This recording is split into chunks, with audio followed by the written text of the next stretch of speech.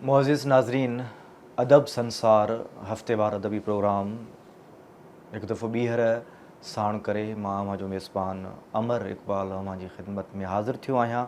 हर हफ़्ते जदीद ऐं क्लासिकल अदब जे मुख़्तलिफ़ रंगनि खे सहेड़े असां ही संसार जोड़ींदा आहियूं ऐं ख़्वाहिश इहा रहंदी आहे त असीं जेको संसार जोड़ियूं था उहो अव्हां जे लाइ, असां सभिनी जे लाइ काराइतो साबित थिए ऐं असां अदब जे मुख़्तलिफ़ रंगनि सां मुतारिफ़ थी सघूं।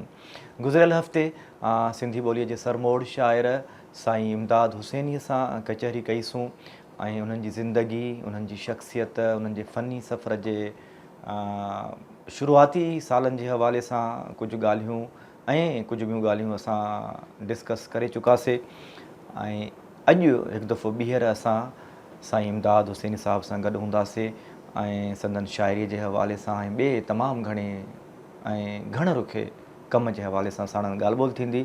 उमेदु इहा त अॼोको शुमारो बि अव्हांखे ईअं ई पसंदि ईंदो। साईं इमदाद हुसैनी तरफ़ असां वञी रहिया आहियूं। साईं, तव्हांजा थोराइता आहियूं हिकु दफ़ो ॿीहर जो तव्हां असांखे अॼु बि वक़्तु ॾिनो आहे ऐं हीअ तमामु ख़ूबसूरत तव्हांजो कमिरो आहे, स्टडी रूम आहे, जिते तव्हांजो वक़्तु किताबनि सां गुज़रे थो, शाइरीअ सां गुज़रे थो, लिखंदे झूंगारींदे गुज़रे थो। इमदाद आहे रोल। तव्हांजा जेके सुहिणा किताब मुंहिंजे साम्हूं पिया आहिनि, हिननि में हिकिड़ो किताबु इमदाद आहे रोल बि आहे ऐं इमदाद आहे रोल तव्हांजो सभ खां पहिरियों किताबु आहे। ईअं चऊं त शाइरी जे सफ़र में तव्हांजो पहिरियों प्यारु हीअ किताबु आहे। पुछणु इहो चाहींदुसि त इमदाद अञा ताईं उन्हनि रोलाकियुनि में आहे, रुले थो या थकिजी पियो आहे या का ॿिए क़िस्म जी का रोलाकी जेका आहे उहा अॼुकल्ह करे रहियो आहे? रोलाकी वझ मिलंदो आहे त करे वठंदो आहियां ऐं पंहिंजे अंदर में बि हिकिड़ी रोलाकी आहे। हाणे कंहिंजी तलाश में आहे, पंहिंजो पाण जी तलाश में आहे। सवेरी मूं जेको सिन्फ़नि जे हवाले सां तव्हां सुवालु कयो न, त मूं चयो त बैत मुंहिंजे पसंदि जी सिन्फ़ आहे। हिकु शाइर सिन्फ़ुनि जे मुख़्तलिफ़ रस्तनि ते बि रुले थो, कॾहिं कहिड़ी सिन्फ़ तरफ़ निकिरी वञे थो, कॾहिं कहिड़ी सिन्फ़ तरफ़ निकिरी वञे थो। माना उन हिसाब सां हिकिड़ो बैत आहे मुंहिंजो त लिकी पंहिंजो पाण खां पाण खे पे खातोम, सीरूं सीरूं बुक में पाणी पे पातोम, वाह वाह। ॼाणे जे ॼातोम त कुझु बि ॼातुमि की न की। वाह वाह। त इहो पंहिंजो पाण खां लिकणु, वरी पंहिंजो पाण खे ॻोल्हणु, इहा कहिड़ी रम्ज़ आहे इहा ख़ुदि शाइर खे सम्झ में नथी अचे, पर इहा ॻोल्हा बदस्तूर जारी आहे ऐं उन में ज़ाहिर आहे रोलाकी खे सवा तव्हां ॻोल्हा थी नथी सघे।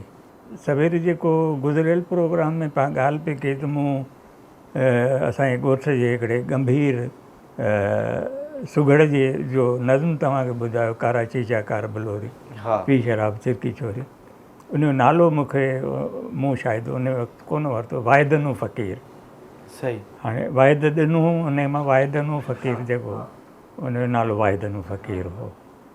ऐं हिन में इमदाद आहे रोल में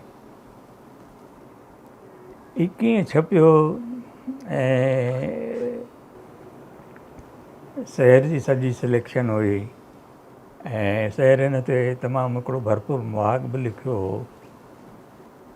पोइ इहो जंहिं दोस्त छपियो पिए उन खां उन चयो त हिन जो स्क्रिप्ट उहो असुलु स्क्रिप्ट हिन जो ऐं उहो मुहाग उहो चई रिक्शा में आउं वयसि पियो, मूंखां किथे गुम थी वियो। पोइ ज़फ़र हसन जी प्रेस हूंदी, सिंध प्रेस, उन में ई छपियो आहे।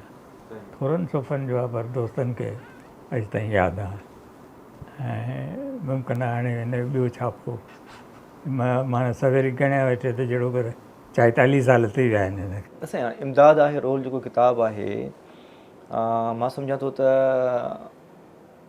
असां समेत असां खां पोइ जेके नसुल आया आहिनि असां खां कुझु अॻु में बि इन किताब सां उन्हनि जो मुखामिलो कोन थी सघियो आहे, छाकाणि त हीअ आगाटो किताबु आहे। इन जो नओं एडिशन ज़रूरु अचणु घुरिजे। मुंहिंजूं केतिरियूं शयूं उन दौर जूं न अची सघियूं। हाणे मिसाल तौरु हल त कंहिं महकदे में हलूं, मुंहिंजो नज़्म उन दौर जो लिखियलु आहे, पर हिन में बि न आहे की मुंहिंजी कंहिं किताब में न अची सघियो आहे। ऐं पाण हैरान थी वियुसि भई इहो कीअं थियो इहे अहिड़ो नज़्म। ऐं उन खां पोइ मां हूअ में रखियो मूं हुयो, पर पोइ हूअ जो थोरो टेम्पो ॿियो हो, मौज़ू ॿियो हो, इश्क़ शाइरी हुई, इन करे वरी बि उन मां कढणो पियो। सही सही। हाणे जेको उन जो ॿियो छापो ईंदो त उन में उहो रखंदा। त हीअ जेका इंडलठ आहे तव्हांजे किताबनि जे शेरी किताबनि जी, इमदाद आहे रोल, हवा जे साम्हूं, किरणे जहिड़ो पल, हूअ, ऐं उर्दू तव्हांजी शाइरी जो किताबु आहे धूप किरण आहे, या फैज़ अहमद फैज़ साहिब जी शाइरी जो जेको तव्हां तर्जुमो कयो, मंज़ूम तर्जुमो तुंहिंजे सागर नेणनि में। मजमूई तौर ते तव्हांजी शाइरी जे हवाले सां तव्हांजी शाइरी में नवां मौज़ू अची विया। सिंध जो जेको अर्बन सोसाइटी आहे, सनती माहौल, शहरी माहौल, उन शहरी माहौल जा अक्स, मंज़र, इस्तारा, उहे तव्हां घणो पंहिंजाया ऐं उहा ई तव्हांजी इनफ़रादियत बणिजी बि वई शाइरीअ जी। तव्हां छा था सम्झो त तव्हांजी शाइरीअ में मौज़ूआती हवाले सां कहिड़ा कहिड़ा मौज़ू जेके जिन खे तव्हां घणो जाइ ॾिनी पंहिंजी शाइरीअ में? ॾिसो, शाइरीअ में इहो बि हिकिड़ो वॾो कुदरत जो कमाल आहे त मूंखे, ऐं बुनियादी तौर ते आउं ॻोठाणो आहियां ऐं ॼाओ आउं टिखड़ में आहियां, पलियो न पनो हैदराबाद में आहियां, ऐं पोइ जामशोरे मूंखे संभालियो, हाणे सिंध जे गादीअ वारे हंधि कराची में रहां थो। कराची सां मुंहिंजा पुराणा नाता आहिनि। उन दौर जा जॾहिं हिते ट्राम हलंदी हुई ऐं असीं डोड़ी ॿारनि वांगुरु वञी ट्राम में चढ़ंदा हुआसीं, ट्राम में लहंदा हुआसीं। साफ़ु सुथिरो शहर हो, थोरी आबादी हुई, हे कराची अञा कचरी न थी, ऐं शायदि माण्हू सुठा, इन करे शहर बि सुठो हो, साफ़ु सुथिरो। त इहो शाइरीअ में मौज़ू मुंहिंजी ॻोठ जा मौज़ू बि आहिनि। ॻोठ जे हवाले सां, ॻोठाणी ॿोलीअ जे हवाले सां, ऐं उन खां पोइ शहरी ॿोली ऐं शहरी मौज़ू बि उन में अची था वञनि, बैन अल-अक़वामी मौज़ू बि अची था वञनि। सही सही। डॉक्टर इलियास इश्क़ीअ जो हिन में किरणे जहिड़ो पल में उनजो जहिड़ो कर मुहाग आहे, ऐं पाण तक़रीर कई हुयूं हवा जे साम्हूं जो जॾहिं महूरत पियो थियो तॾहिं पाण उन में फिलबदी सिंधीअ में तक़रीर कई हुयूं। ऐं डॉक्टर इलियास इश्क़ी उन वक़्त में उन तक़रीर में बि चयो त उनखे डॉक्टरनि लिखणु पढ़ण खां मना करे छॾी आहे। ऐं हुन में लिखियो आहे त इमदाद हुसैनी जो सही जेको मैदान आहे उहो बैन अल-अक़वामियत आहे, जंहिंमें हुन हमिलो जो मिसाल ॾिनो आहे। हमिलो हुन उर्दू में तर्जुमो कयो आहे, ऐं उहो हुन में मूं रिपीट बि कयो आहे। हिन धूप किरण में इश्क़ी साहब जो वरी उर्दू में उहा सॼी तक़रीर मूं आंदी, ऐं उन में उहो नज़्म जेको उर्दू में तर्जुमो कयो अथई, जंहिंजी हुन तमामु घणी साराह कई आहे त इहो नज़्म तव्हां कहिड़ी ॿोलीअ में किथे बि तव्हां पढ़ंदो त इहे माण्हुनि खे मुतासिर कंदो। त बैन अल-अक़वामी मौज़ू बि आहिनि। असीं दुनिया में रहूं था, हाणे त ग्लोबल विलेज थी वियो आहे, इन करे जेको दुनिया में मिसाल तौरु तव्हां अफ़गानिस्तान में जेका जंग हली त उन जा असर सिंध में बि थिया। सही सही। अफ़गानी वेठा आहिनि, ख़ुदा करे अमन थिए, पंहिंजे मुल्क वञनि। अच्छा, ग्लोबल विलेज जी तव्हां ॻाल्हि कई त अॼुकल्ह सोशल मीडिया ते बि असांखे ख़ुशी थींदी आहे, तव्हां बि उन में पंहिंजी सरगर्मी ॾेखारींदा आहियो, पंहिंजो को नओं शेयर लिखंदा आहियो सोशल मीडिया ते, ऐं पोइ कमेंट्स ईंदा आहिनि पढ़ंदड़नि जा, तकड़ी मोट तकड़ो रिएक्शन तव्हांखे मिली वेंदो आहे, कीअं लॻंदो आहे जॾहिं शायदि अॻु में जॾहिं पब्लिकेशन जो इंतज़ारु करिणो पवंदो हूंदो, कंहिं मैगज़ीन में शेयर मोकिलिबो हुयो, छपबो हुयो, सोशल मीडिया ते सेकंडनि में पढ़ंदड़नि जो रिस्पॉन्स मिली थो वञे, कीअं कीअं महसूसु कंदा आहियो? सुठो लॻंदो आहे ऐं कॾहिं कॾहिं विचिड़ी बि पवंदा आहियूं कंहिंसां। ऐं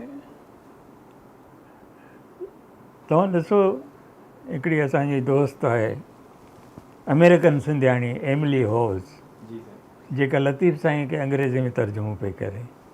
उहो लतीफ़ साईं जा बैत सिंधीअ में ऐं पोइ वरी पंहिंजो तर्जुमो अंग्रेज़ी में ॾिए थी ऐं हुनखे फीडबैक मिले थी, हुन ते राया मिलनि था, असां बि हुनखे राया ॾियूं था। हुन सां मुलाक़ात बि आहे। ऐं जॾहिं असीं अमेरिका वियासीं त जानी अबड़े जे घर में सिटिंग रखीसीं, जंहिंमें मूं शेर ॿुधाया ऐं उन में उहो पाण बि हुई। त ईअं ई अहिड़े नमूने सां उर्दूअ जा जेके शाइर आहिनि उन्हनि सां बि फेसबुक ते मुलाक़ात थी वेंदी आहे, रूबरू बि उन्हनि सां। बीना गोविंदी जीअं आहे या डॉक्टर सोहरा सदफ जीअं आहे, ऐं उन खां पोइ सफ़दर हमदानी जीअं आहे, अलीमांद फर्शी जीअं आहे, फ़हीम शनास त असांजे नवाब शाह जो आहे, सिंधी छोकिरो आहे जहिड़ो कर, उर्दू में तमामु सुठी शाइरी करे थो। उन्हनि सभिनी दोस्तनि सां फेसबुक ते मुलाक़ात थिए थी। फ़हीम शनास सां मुलाक़ात बि आहे। हिते जा जेके असांजा दोस्त जेके शाइर आहिनि, अदी फातिमा हसन, मूंखे अदा अमदाद चवंदी आहे, हुनखे अदी फातिमा हसन चवंदो आहियां। अनवर शऊर आहे, या इवन अनवर मसूद सां असांजी मुलाक़ात जिन मुशाइरनि में थी आहे। ॾाढो अज़ीम माण्हू आहे ऐं ॾाढो उन्हनि जे शाइरी में गहराई आहे। हू चवंदो आहे त माण्हुनि जूं ॻाल्हियूं हुननि जे वात मां झटे वरी उन्हनि जे कननि ताईं आउं पहुचाईंदो आहियां। त इन्हनि सभिनी दोस्तनि सां फेसबुक ते मुलाक़ात थिए थी।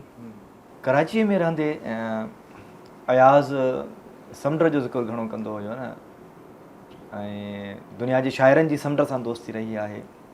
तव्हांजी समुंड सां मुलाक़ात थिए थी, समुंड सां कचहरी थिए थी?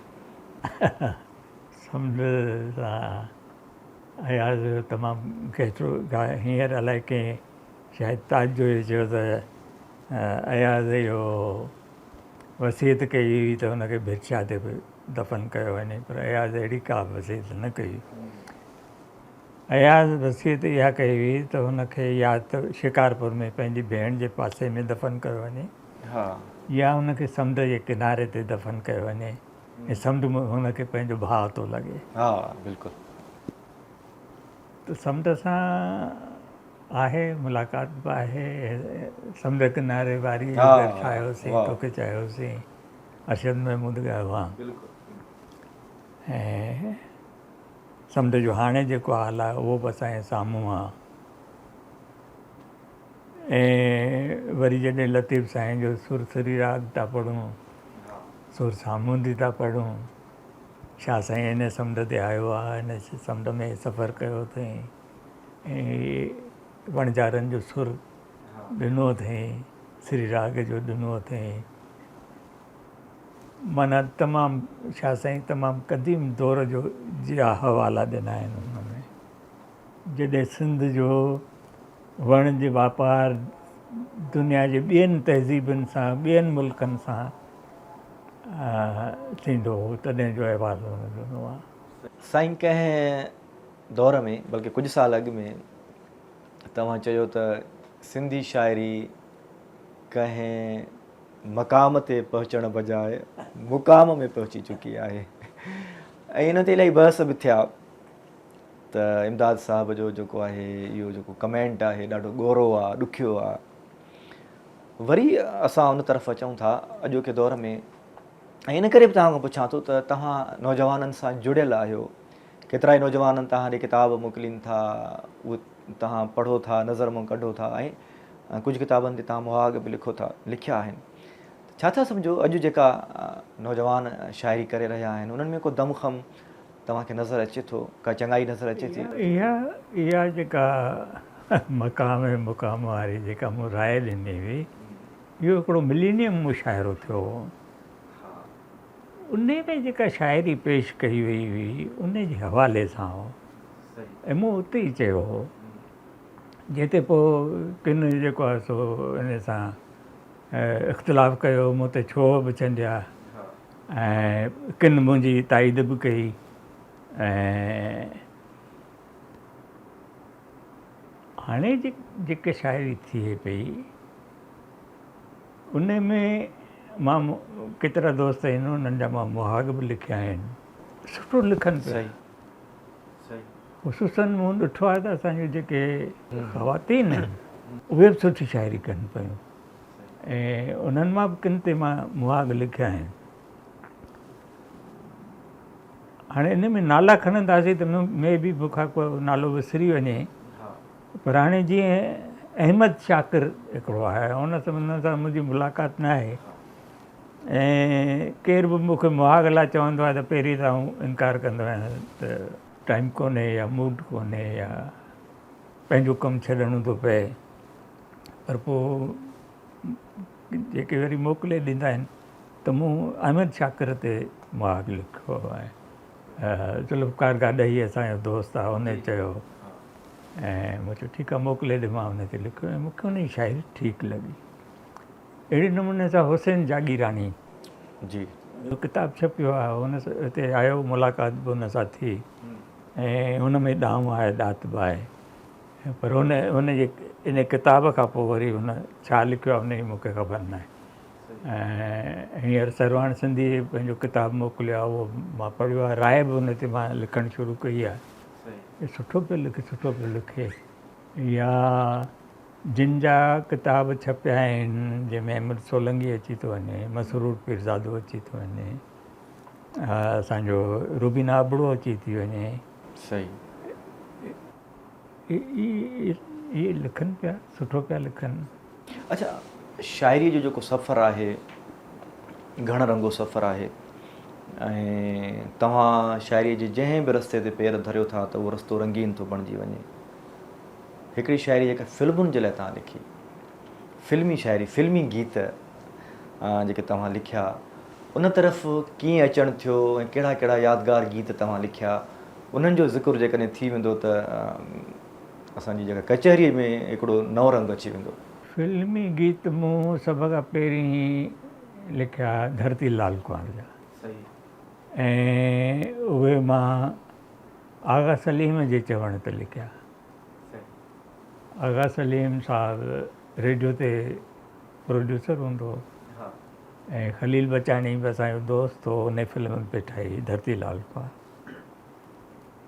हाणे उन में इन बारे में मूं किथे लिखियो बि आहे आगा साहिब जो जेको किताबु आयो चंड जा तमन्नाई उन में उन जे मुहाग में मूं उहा ॻाल्हि लिखी आहे त आगा साहिबु उन में इहो हिकिड़ो पैटर्न रखियो गीतनि जो त उहो लोक गीतनि ते या काफ़ी कलाम जूं जेके तर्जूं जेके अॻु में आहिनि उन में ढोल फ़क़ीर जी मशहूरु कलाम ॻायल भेज भिने बरसन दीदन के दर्शन भेज भिने बरसन ढोल फ़क़ीर ॾाढो जज़्बे कैफ़ में ॻाईंदो हो ऐं इहो कलाम हिकिड़ो त उन जी धुन ते झूमे थो तन मन अलाह जी ईद कई अखियुनि जो आबदा ॻायो या ढगो पेर पहिरां मशहूरु धुन आहे ऐं इन ते मूं लिखियो मुंहिंजो प्यार तूं आहे इमदाद साईं तव्हांजे फिल्मी गीतनि जो ज़िक्र निकितो ऐं केतिरा ई यादगार तव्हां फिल्मी गीत लिखिया ऐं असीं चाहींदासीं त जेका अॼोकी कचहरी आहे अॼोकी निशस्त आहे जेका हींअर पूरी थियण तरफ़ वञी रही आहे उनजी पुॼाणी बि अव्हां जे ई लिखियल हिकिड़े यादगार फिल्मी गीत सां कयूं सो तव्हांजा असां तमामु घणा थोराइता आहियूं जो तव्हां असांखे अॼोकी निशस्त में वक़्तु ॾिनो पर असां अव्हांखे वरी बि तंग कंदासीं ऐं तव्हांजे हिन ई स्टडी रूम में असां ईंदासीं ऐं तव्हां सां बाक़ी रहियल ॻाल्हियूं खोड़ ॻाल्हियूं आहिनि जेके मन में आहिनि जेके अव्हां सां वंडणु चाहियूं था अव्हां खां पुछणु चाहियूं था केतिरियूं ॻाल्हियूं आहिनि ऐं जेके तव्हांजा पढ़ंदड़ आहिनि तव्हां सां जेके प्यारु कनि था अव्हांजा पढ़ंदड़ उहे बि अव्हांजे समूरे या तख़लीक़ी सफ़र ज़िंदगी जे सफ़र जे बारे में ॼाणणु घुरनि था सो वरी ॿिए प्रोग्राम में मिलंदासूं ऐं अवां सां नवनि मौज़ुअनि ते तमामु घणियूं ॻाल्हियूं कंदासीं। नाज़रीन, प्रोग्राम जे आख़िर में इमदाद साईं जो लिखियलु हिकिड़ो फिल्मी गीत गॾिजी ॿुधूं था ऐं इन गीत जी पुॼाणीअ सां ई अदब संसार जो ई शुमारो बि पुॼाणी ते पहुचंदो। अव्हां जो मेज़बान अमर इक़बाल अव्हां खां इन्हनि लफ़्ज़नि ते मोकिलाईंदो, साथ सदाईं सलामत रहंदो।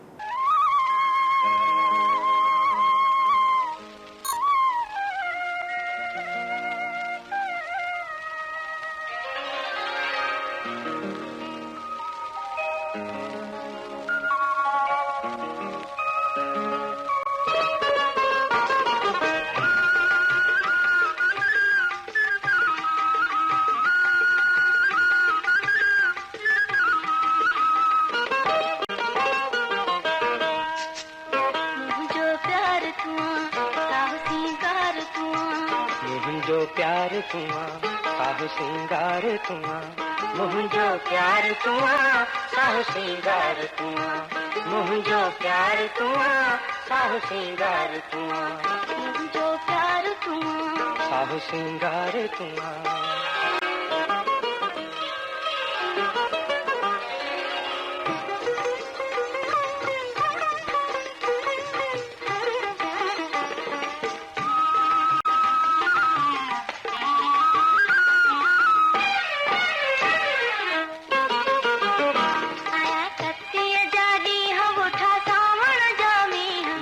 नवा नवा नीह भला धार रहूं शरण धार परे पल न जी जी यार तुआ जो हार तुआ, मुंहिंजो प्यार तुआ साहु सिंगार तुआ।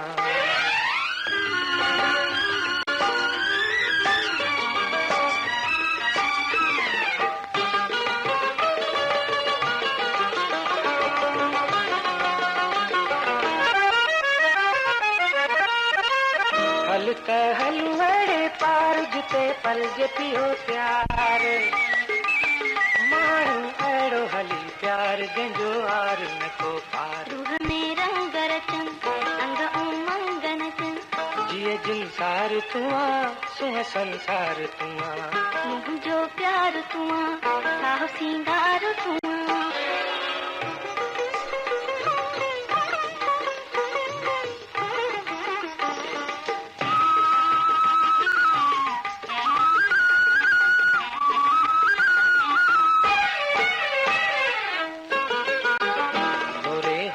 खणज पेर मता छमकी पवई छेर, तेरी प्यार चुमे पेर छो न चमके भला छेर। छम छम छेर करे मन में रंग भरे, मिठो मन ठार तुआ दिल दिलदार तुआ, मुंहिंजो प्यार तुआ साहु सिंगार तुआ, मुंहिंजो प्यार तुआ साहु सिंगार तुआ, मुंहिंजो प्यार तुआ साहु सिंगार तुआ, मुंहिंजो प्यार तुआ साहु सिंगार तुआ।